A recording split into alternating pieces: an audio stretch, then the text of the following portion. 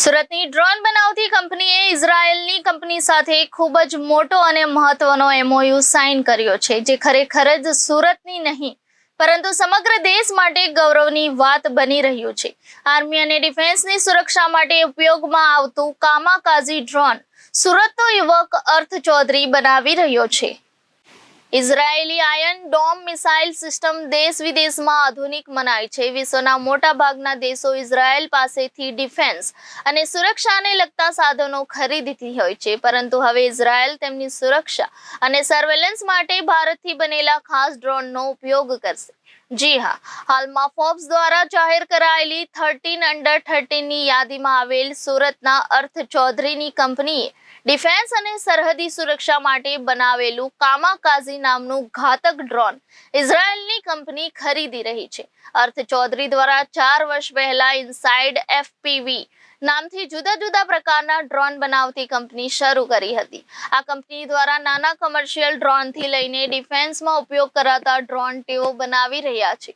ત્યારે અર્થ ચૌધરીની આ drone manufacturing startup inside FPV સાથે ઇઝરાયેલની UAE ડાયનામિક્સ કંપની વચ્ચે ખાસ MOU સાઇન કરાયું છે.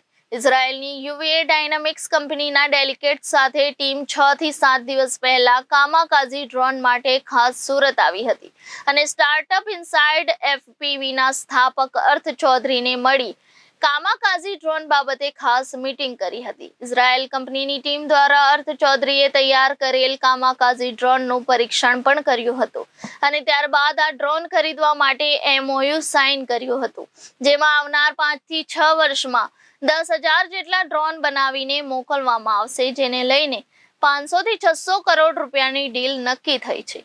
એવું કહેવાય રહ્યું છે કે જો કે હાલ પ્રથમ ફેઝમાં સુરતથી 100 ડ્રોન ઇઝરાયેલ મોકલાશે.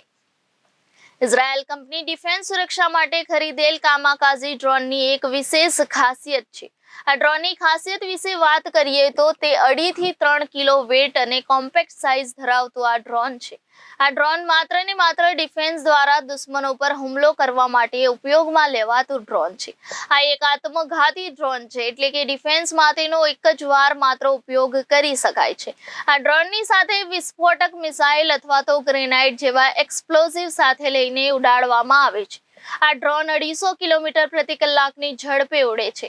આ ડ્રોનને 12 થી 15 કિલોમીટર દૂર સુધી ઓપરેટ કરી શકાય છે. તેની પર હાઈ રિઝોલ્યુશન કેમેરા ફિટ કરાયેલા છે અને ઓપરેટ કરનાર પાસે એ પ્રકારના ચશ્મા તૈયાર કરાયા હોય છે, જે ડ્રોન પર ફિટ કરાયેલા કેમેરા દ્વારા તમામ દ્રશ્ય તેને 12 થી 15 કિલોમીટર દૂર આંખ સામે દેખાય છે, જેના આધારે તે ડ્રોનને ઓપરેટ કરી શકે છે. ડ્રોનની 250 કિલોમીટરની ઝડપે ઉડતું આત્મઘાતી ડ્રોન હોવાથી તે દુશ્મન કાંઈ સમજે તે પહેલા જ તેના નિશાના પર જઈને કરોડોની ટેન્ક કે તેમના ઠેકાણાને ધ્વસ્ત કરી નાખે છે. ડ્રોન બનાવનાર ઇનસાઇડ FPV કંપનીના સ્થાપક અર્થ ચૌધરીએ જણાવ્યું હતું કે આ ડ્રોન આર્મી અને ડિફેન્સ માટે વન ટાઈમ યુઝ ડ્રોન છે. તેની કિંમત અંદાજે 2 થી 3 લાખ રૂપિયા છે. હાલ સુધી આ ટેકનોલોજી ભારત પાસે ન હતી, પરંતુ હવે અમે ડેવલપ કરી શક્યા છે. આ માટે ભારતની ડિફેન્સ અને આર્મી દ્વારા અમને ખાસ પુરસ્કૃત પણ કરાયા છે. અમે આ ડ્રોન ભારતની ડિફેન્સને પણ આપ્યા છે. ત્યારે હવે ડિફેન્સ ક્ષેત્રે પણ ભારત આત્મનિર્ભર થઈ રહ્યું છે, જેમાં હવે ઇઝરાયેલ તેમની સુરક્ષા સર્વેલન્સ માટે ભારતથી બનેલા ડ્રોનનો ઉપયોગ કરશે. સર, આપનું નામ આપી દીધું છે. મારું નામ અર્થ ચૌધરી છે અને મેં ઇનસાઇડ FPV નો સંસ્થાપક છું. સર, આપણે જે એમાં કામાકાઝી ડ્રોન બનાવ્યું છે તેની ખાસિયત શું છે, તે કોની સાથે MOU કર્યા છે અને કેટલું મોટું બાબત કહી શકાય સુરત ભારત માટે?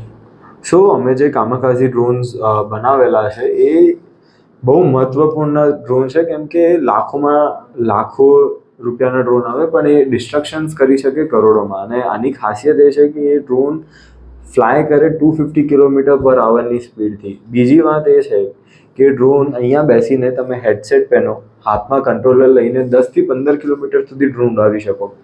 તો આ ડ્રોન્સ તમારે ફર્સ્ટ મૂવર રિસ્પોન્ડન્ટમાં યુઝ થઈ શકે, કે આપણા જવાન જતા હોય એના પહેલાં ડ્રોન જઈને જે ન્યુટ્રલાઇઝેશન કરવા એ ઇઝીલી થઈ શકે. અને આ ડ્રોન્સ આ ડ્યુરેબિલિટી અને જે રોબસ્ટનેસ હોય એટલી હોય કે તમે આપણે લેપટોપ બેગમાં પણ લઈને જઈ શકો. તો આપણે જે જવાન હોય તો એમને એવું નથી કે એમને બહુ વધારે સામાન લઈને જવું પડે.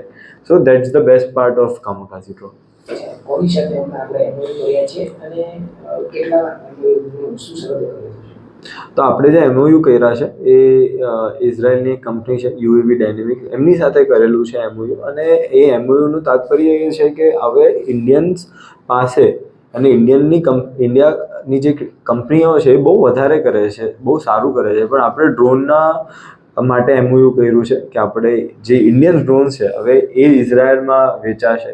અને હવે એવું પણ કહેવાય છે કે no Indian drone technology is better than the world.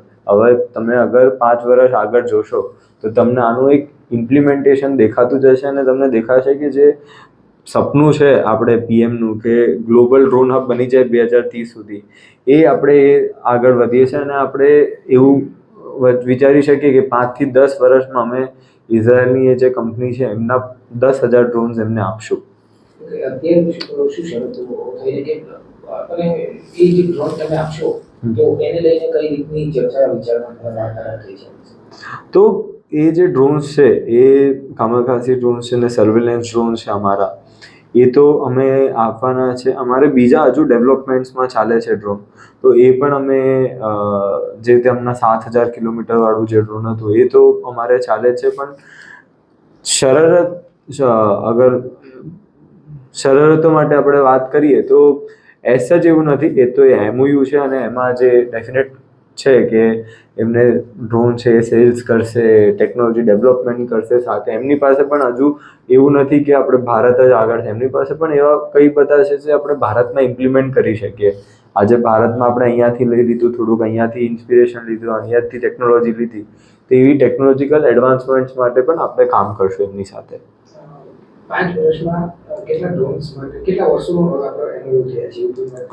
તો એમઓયુનું એવું કંઈ નથી ટાઈમ ડ્યુરેશન કે કેટલા વર્ષ માટે છે, પણ એમઓયુ ઇઝ લાઈક કે સારું રહેશે તો આગળ આપણે ડેફિનેટલી કામ કરતા રહીશું. આજે ઇન્ડિયન આર્મીએ આપણે એવોર્ડ આપ્યું છે અને ભારત સરકાર આપણે બહુ સારી રીતે આપણા ડ્રોનનું યુઝ કરી રહી છે. તો એ રીતે આપણે હવે એવું પણ વિચારશું કે આપણે જે ફ્રેન્ડ્સ છે ઇન્ડિયાના એ પણ આપણી ટેકનોલોજી યુઝ કરી શકીએ. જે રીતે આપણે પહેલાં બીજા પાસેથી લેતા હતા, આપણે ઇમ્પોર્ટ બહુ હતું, હવે આપણું એક્સપોર્ટ બહુ વધારે છે. તો બસ આપણે હવે એ જ છે કે આપણે જે એક્સપોર્ટ કરીએ છીએ એમાં પણ ઇનસાઇડ એફપીવીનું આટલું કન્ટ્રીબ્યુશન નાનું રહે કે ઇનસાઇડ એફપીવીના ડ્રોન્સ પણ એક્સપોર્ટ થાય છે બીજી કન્ટ્રીઓમાં. Reporter Hitesh Prajapati, Janadesh news, Surat.